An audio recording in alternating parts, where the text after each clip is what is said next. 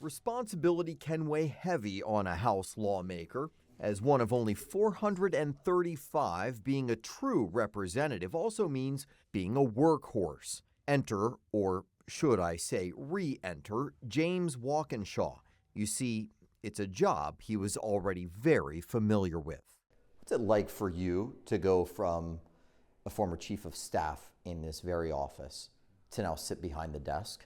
95% of the time, I don't think about it because I'm going about my day accomplishing the things I need to accomplish or trying to.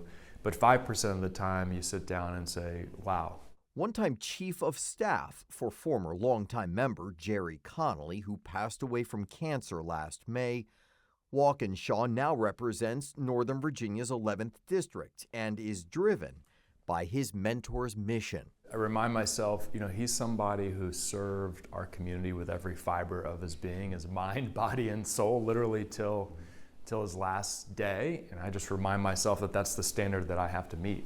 And just had his first sponsored bill pass the House, the Illicit Fentanyl Trafficking Act, pushing the Homeland Security Department to better interact, communicate, and coordinate to fight the drug spread.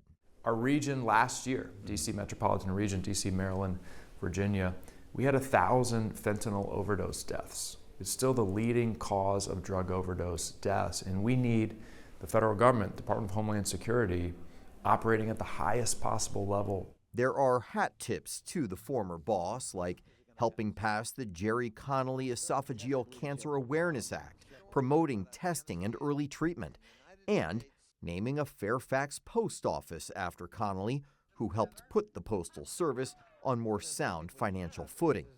Easily passed, but not a lot is these days. I know you said you're an optimist, but do you see actual reason to say, hey, folks at home, don't worry, enough people who are working behind the scenes are still getting things done for the American public? Because it doesn't always feel that way. The bipartisanship that happens now in Congress is really only on those issues that are below the radar. So the big headline-grabbing issues that get a lot of attention on, cable news or social media, very hard to do bipartisan work there. Really divided. Very divided. You've roamed these halls for many, many years, and Walkinshaw knows finding unity in these hallways may be his greatest challenge in this current climate. His motivation, though, simple, he says. He believes the voters, not the vitriol, will ultimately win out if more members make them the focus. At the end of the day here, we all still got to live together here in this country. We got to find a way to make it work despite our differences.